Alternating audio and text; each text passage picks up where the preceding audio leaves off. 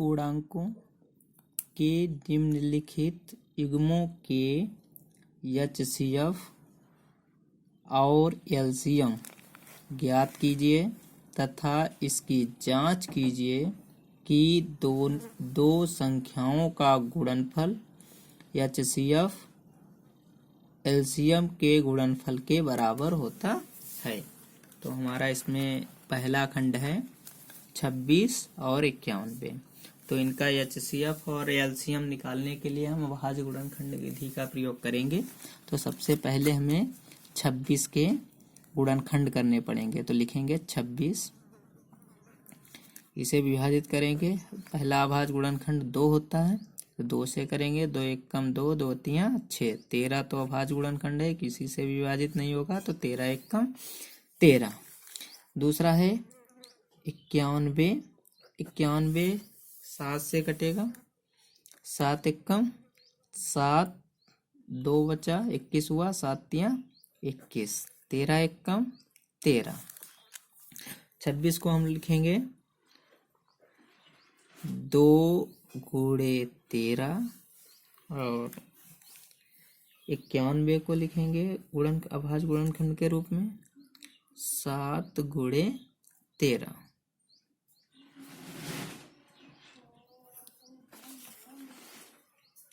अब इनका एचसीएफ निकालेंगे। एचसीएफ 26 और 91 का जो दोनों में मिले और सबसे बड़ी घात हो, तो दोनों में केवल 13 ही मिल रहा है, तो इसका एचसीएफ 13 हो जाएगा। अब दोनों का एलसीएम निकालेंगे। एलसीएम हो जाएगा 26 91 का। देखिए, दो जो सबसे छोटी घात हो उसे लिखा जाता है, 2 छोटी घात ही है, दोनों में नहीं मिला तब भी लिखा जाएगा, 7 भी लिखा जाएगा और 13 भी लिखा जाएगा। अब इसकी गुणा कराएंगे। 2 ऐसे रखेंगे, 13 सत्ते 91, 2 एकम 2, 2 ने 18। तो इसका एलसीएम 26 91 का हो गया है 182। तो इसका एचसीएफ एक आंसर आपका 13 हो गया, दूसरा आंसर आपका 182 हो रहा। अब आपसे कह रहा है दिखाइए कि संख्याओं का गुणनफल एलसीएम और एचसीएफ के बराबर है। तो हमारे पास संख्याएं हैं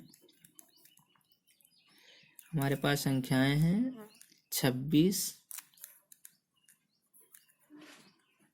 और 91 और एलसीएम निकल के आया है, एचसीएफ निकल के आया 13 गुणे 182।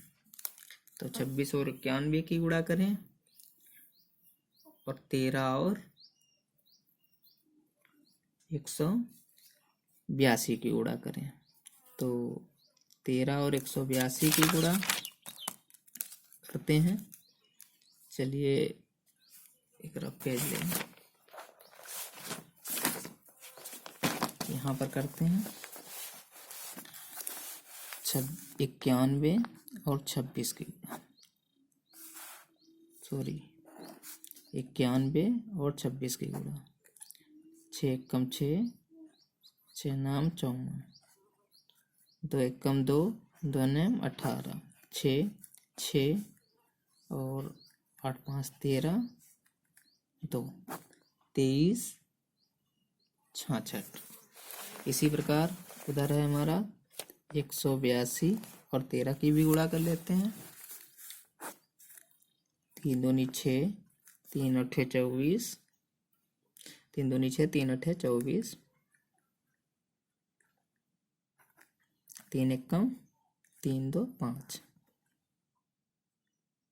3 दूनी 6, 3 अठे 24, 3 एकम 3, 3 2 5, 2 8 1, 6 4 2 6, 8 5 13, 2 बराबर आ रहा है। इसलिए हम क्या करेंगे, दोनों की गुणा आई है हमारी 23 66 बराबर 23 66। अतः संख्याओं का गुणनफल बराबर HCF गुणे LCM। आंसर। दूसरा सवाल देखते हैं इसी का। दूसरा खंड है 510 और 92। तो सबसे पहले हम 510 के अभाज्य गुणनखंड करेंगे। तो उसे कट जाएगा 2 दूनी 4, 2 पंचे 10, 2 पंचे 10। 3 से काट सकते हैं, 3 अठे 24, 3 5 15। अब 5 से कटेगा, 5 एकम 5, 5 सत्ते 35। अब 17 से कटेगा, 17 एकम 17। इसी प्रकार अब यहाँ से लाइन खींच देते हैं तो इधर वाला पार्ट अलग हो जाएगा। अब यहाँ पे 92 के अभाज्य गुणनखंड करते हैं। 2 से कट जाएगा, 2 चक्कू 8, 2 छंग 12, 2 दूनी 4, 2 तियाँ 6। तो 23 तो अभाज्य है, 23 एकम 23। इनके अभाज्य गुणनखंड लिखते हैं 510 के 2 गुणे 3 गुणे 5 गुणे 17। और उसके 92 के लिखते हैं 2 की घात 2 गुणे 23। इसका HCF निकालते हैं। तो HCF जो सबसे छोटी घात होती है और जो दोनों में मिलती है, जो सबसे छोटी घात होती है और जो दोनों में मिलती है उसे लिखते हैं। तो इसमें सबसे छोटी घात 2 ही है जो दोनों में मिल रहा है, तो इसका HCF हो गया 2। अब इसका LCM निकालते हैं। LCM निकालने के लिए 2 की जो सबसे बड़ी घात होती है उसे लिखा जाता है। 2 की घात क्या है 2, 3 अकेला है 3 भी लिखा जाएगा, 5 भी लिखा जाएगा और 17 भी लिखा जाएगा और 23 भी लिखा जाएगा।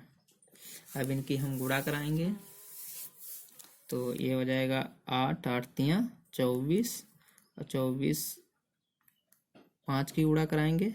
तो गुणनफल कराने के बाद हमें इन सभी संख्याओं का लिख सकते हैं। 2 दूनी 4 गुणे 3 गुणे 5 गुणे 17 गुणे 23।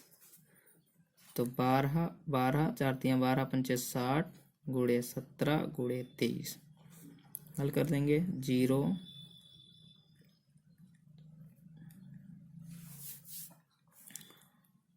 6 6 10 17 का 102 गुणे 23। इसकी भी गुणा करा लेंगे 0 23 दूना 46 और 23 23 460 इसकी गुणा आई है। अब हम क्या करेंगे, इसका गुणनफल चेक करेंगे संख्याओं का। 92 गुणे 510 बराबर, दूसरा ले लेंगे इसका गुणनफल। LCM इसका है 2, HCF और LCM है 23 460। इनकी गुणा कराएंगे, दोनों देखेंगे क्या बराबर आ रहे हैं या नहीं बराबर आ रहे हैं।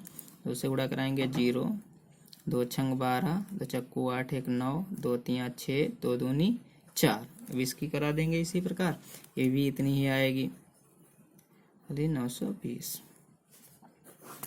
अतः सिद्ध हो गया। एक सवाल इसमें और बचा है, वो आप लोग अपने आप कर सकते हैं। 336 के ऐसे ही अभाज्य गुणनखंड करेंगे और 54 के भी ऐसे ही अभाज्य गुणनखंड करेंगे और लगा सकते हैं। अगला सवाल देखते हैं। अभाज्य गुणनखंड विधि द्वारा निम्नलिखित पूर्णांक के HCF और LCM ज्ञात कीजिए। तो अभाज्य गुणनखंड विधि द्वारा निम्नलिखित संख्याओं के HCF भी ज्ञात करने हैं और LCM भी ज्ञात करने, वही विधि है। देखते हैं, पहला सवाल इसका लेते हैं। 12 15 21। तो सबसे पहले इनके अभाज्य गुणनखंड निकालते हैं। 12 के निकालते हैं 2 छंग 12 2 तियाँ 6 3 एकम 3। 15 के निकालते हैं 53 15 5 एकम 5। 21 के निकालते हैं 3 सत्ते 21 7 एकम 7। तो इस तरीके से हमारे इनके अभाज्य गुणनखंड लिखे जाएंगे। 12 के लिखेंगे 2 की घात कितनी 2 हो जाएगी और 3 आ जाएगा। अब उसके बाद 15 के लिखेंगे 3 गुणे 5 और उसके बाद हम लिखेंगे 21 के 3 गुणे 7। तो इनका तीनों संख्याओं का HCF अगर निकालेंगे तो तीनों में मिले 12, 15, 21 तीनों में क्या मिल रहा है, देखिए 3 ही है जो सभी में मिल रहा है, तो इसका HCF हो जाएगा 3। HCF इसका कितना हो जाएगा 3। अब इसका निकालते हैं LCM 12, 15 और 21 का। देखिए जो सबसे बड़ी घात 2 की घात कितनी बड़ी है 2 है, 3 की घात 1 ही है सभी में, तो 3 लिखा जाएगा, 5 लिखा जाएगा और तीनों में 7 लिखा जाएगा। देखिए 2 की घात इसमें है सबसे बड़ी तो 2 की घात 2 लिख ली। 3 की घात तीनों में देखा सबसे बड़ी घात क्या है तो यही वाली घात है, तो इसे 1 ही घात है तो 1 लिखेंगे। 5 भी सभी में 1 ही घात है, 7 लिखेंगे। अब इनकी गुणा करा देंगे। 2 दूनी 4, 4 तियाँ 12, 12 पंचे 60 और 7 छंग 42, 420 इसका LCM आ गया। ये भी आंसर आपका हो गया। इसी प्रकार अगले सवाल का लगाते हैं। दूसरा सवाल है, दूसरे सवाल में है 17, 23 और 29। तो पहले 17 के अभाज्य गुणनखंड करते हैं। 17 किसी से विभाजित नहीं होता, 17 एकम 17। 23 का भी देखते हैं, तो 23 एकम 23, ये भी किसी से विभाजित नहीं होता। अगर 29 की बात करें तो 29 भी किसी से विभाजित नहीं होता, तो 29 एकम 29। तो इसे लिख सकते हैं सबके अभाज्य गुणनखंड के रूप में। 17 हो जाएगा 1 गुणे 17, 23 हो जाएगा 1 गुणे 23, 29 हो जाएगा 1 गुणे 29। अगर हम HCF निकालेंगे 17, 23, 29, तो इनका HCF क्या है 1 है। अगर हम LCM की बात करेंगे, LCM निकालेंगे 17, 23 और 29 का, तो यही आ जाएगा 17 गुणे 23 गुणे 29। तो इनके अगर गुणा करेंगे तो गुणनफल इनका आएगा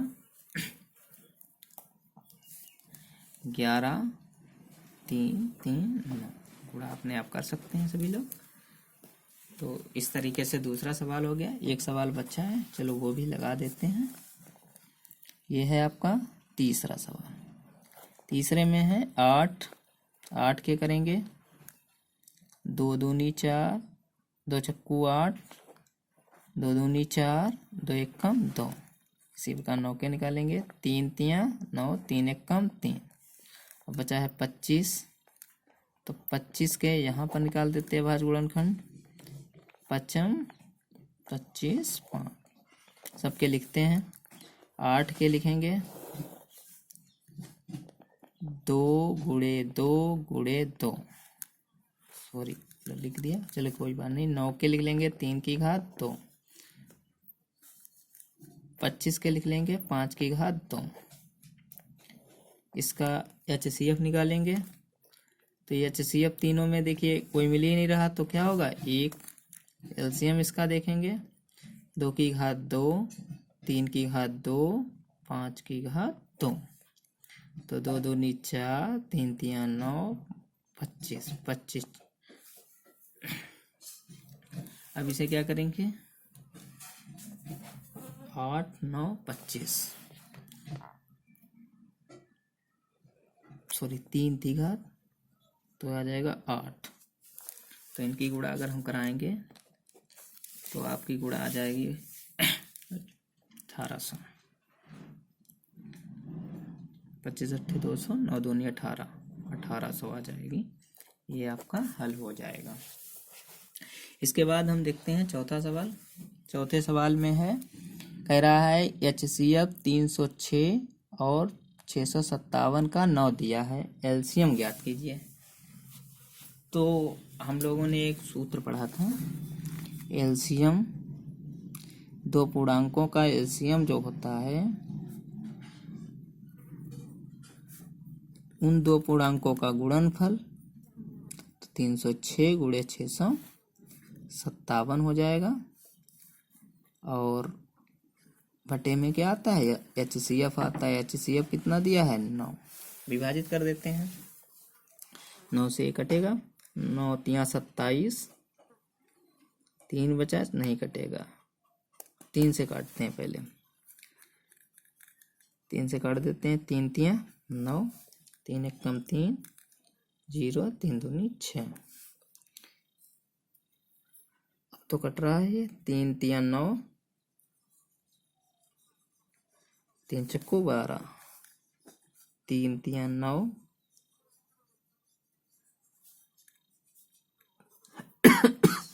3 चक्कू 12, इनकी गुणा करा देते हैं, 34 और 657 की। तो गुणा कराने पर यह आएगा 23, 3, 3 और यही आपका आंसर हो जाएगा।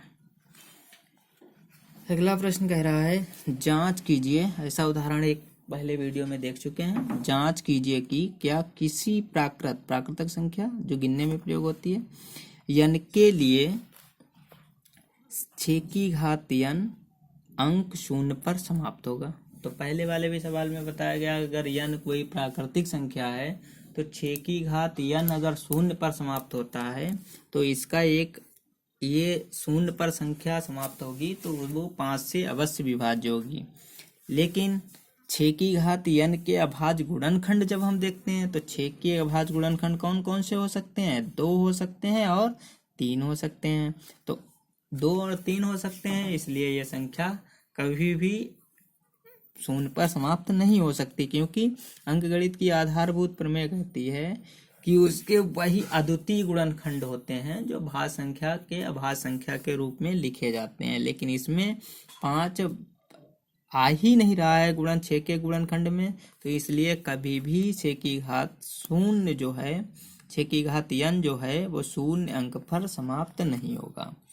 देखिए, अगर 5 इसमें 6 के अभाज्य गुणनखंड में 5 आता तो वह संख्या 0 पर विभाजित होती। इसके अभाज्य गुणनखंड 2 और 3 ही है, 5 नहीं है, इसलिए यह संख्या कभी भी 0 पर समाप्त नहीं होगी। चलिए अगला छठा सवाल देखते हैं। छठे सवाल में कह रहा है, व्याख्या कीजिए कि 7 गुणे 11 गुणे 13 प्लस 13 और 7 गुणे 6 गुणे 5 गुणे 4 गुणे 3 गुणे 2 गुणे 1 प्लस 5 भाज्य संख्याएं क्यों हैं। तो भाज्य संख्याएं हैं, इसलिए हम क्या करेंगे, सबसे पहले इन्हें हमें व्याख्या करनी है। तो इसका हल लिखते हैं। ये है आपके पास 7 गुणे 11 गुणे 13 प्लस 13। तो इसमें से हम 13 कॉमन ले सकते हैं, तो बचेगा 7 गुणे 11 प्लस 1, 13, 77 गुणे 1, तो 13 गुणे हो जाएगा, सॉरी प्लस था ये 78।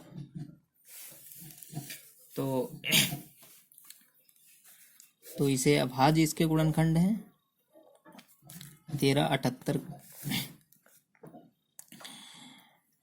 13 और 78, तो इसकी अभाज्य गुणनखंड करेंगे।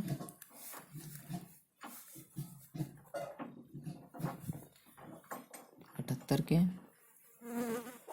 2 तिया 6, 2 नेम 18, 3 एकम 3, 3 तिया 9, 13 एकम 13।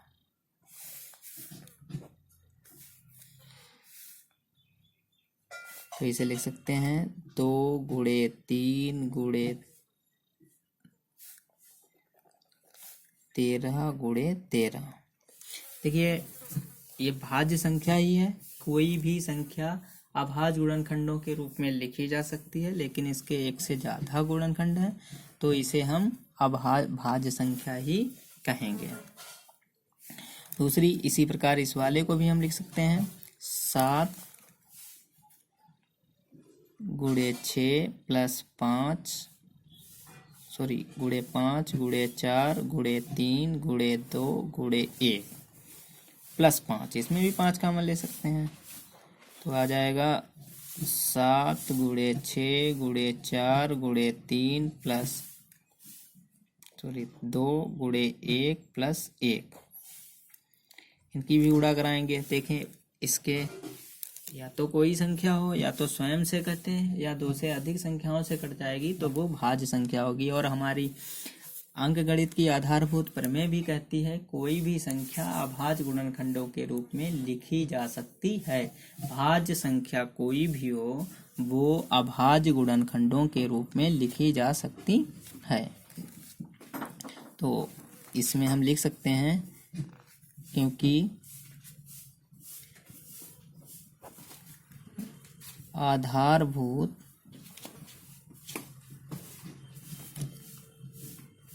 प्रमेय के अनुसार कोई भी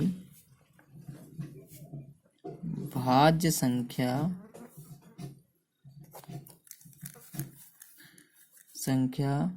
अभाज्य गुणनखंडों के रूप में लिखी जा सकती है। अतः ये भाज्य संख्याएं हैं। ठीक है। अब ये इस एक्सरसाइज का लास्ट सवाल है।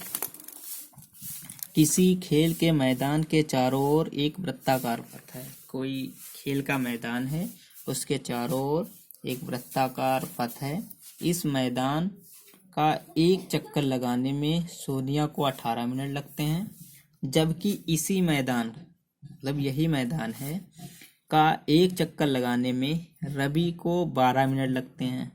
मान लीजिए कि वे दोनों एक ही स्थान और एक ही समय पर चलना प्रारंभ करके एक ही दिशा में चलते हैं तो कितने समय बाद पुनः प्रारंभिक स्थान पर मिलेंगे। देखिए, जब चाहे कोई घड़ी हो 2 सेकंड 3 सेकंड 4 सेकंड के अंतराल में हो, इतना बड़ा सवाल है लेकिन इसमें है कुछ नहीं, क्योंकि डराने के लिए इतना बड़ा लिखा गया है। इसमें हमें क्या निकालना होता है, एलसीएम ही निकालना होता है। जब एक ही स्थान से चल रहे हैं, बार कब साथ साथ मिलेंगे, उसमें हमेशा एलसीएम ही निकाला जाता है। तो इसमें क्या करेंगे, इसमें सोनिया को कितना समय लगता है, 18 मिनट लगते हैं, और रवि को कितने लगते हैं, 12 मिनट लगते हैं। इनका एलसीएम निकाल लीजिए, वही आपका आंसर हो जाएगा। इतने समय बाद वो पुनः प्रारंभिक स्थान पर मिलेंगे। तो एलसीएम निकालने के लिए इसके बाद गुणनखंड करेंगे। 2 नेम 18, 3 तियां 9, 3 एकम 3। अब इसे काटेंगे, 2 छंग 12, 2 तियां 6, 3 एकम 3। चलिए देखते हैं। 18 को लिख सकते हैं 2 गुणे 3 की घात 2। 12 को लिख सकते हैं 2 की घात 2 गुणे 3। एलसीएम में जो सबसे बड़ी घात होती है वो लिखी जाती है। तो 2 की सबसे बड़ी घात कौन है, 2 है। 3 की बड़ी घात कौन है, 2 है। तो ये हो जाएगा 2 दूनी 4, 3 तियां 9 और 36 सेकंड। तो अतः सोनिया और रवि 36 सेकंड बाद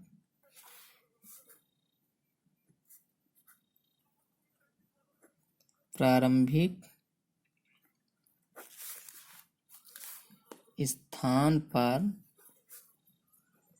मिलेंगे।